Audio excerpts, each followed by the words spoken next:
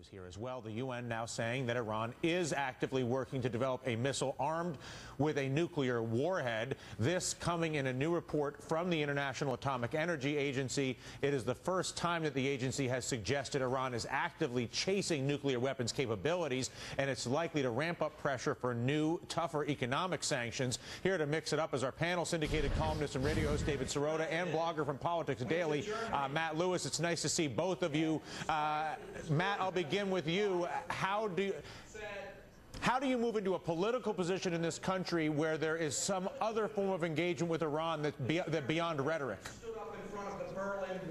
Well, look, Dylan, I think it's about time that we start considering military solutions. I mean, seriously, you know, I'm not sure that economic incentives are at this point going to get the job done. We've tried that. We've tried it, and it just seems like they keep ramping it up. We might want to consider airstrikes, and frankly, if we don't, a very good chance that Israel is probably right now considering it. Yeah, David, your thoughts?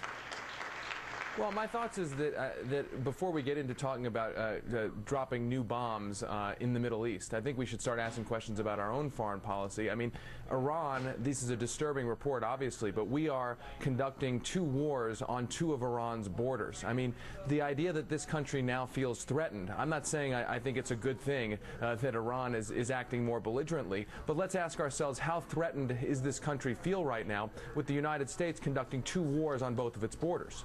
Well, I guess the question that I ask, because I look at the sanctions and I say it looks like not much there. I look at military, and that's obviously last resort. There is an argument for negotiating. In other words, there are points of theoretically mutually aligned self-interest with Iran and the U.S., particularly as it pertains to Afghanistan and parts of Pakistan, and for that matter, parts of dealing with their own people. Do you see any room anywhere for negotiation with Iran using the leverage of our presence already there, or any other variable, Matt? Or is that naive on my part, in your opinion? Look, I'm always for negotiating and diplomacy, and I think that you're right. I mean, strikes should be a last resort, but we're frankly getting to the point where last resort seems to maybe be the only resort that we have left. I think that peace through strength is what works.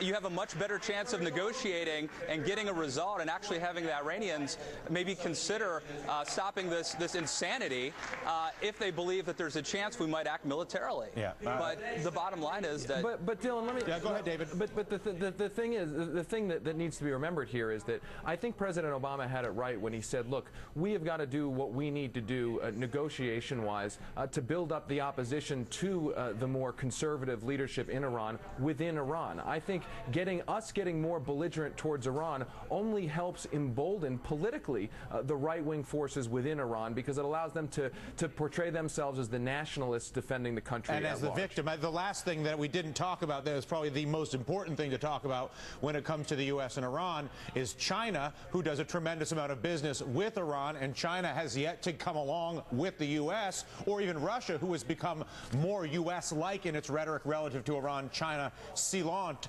And I would argue that probably the biggest challenge.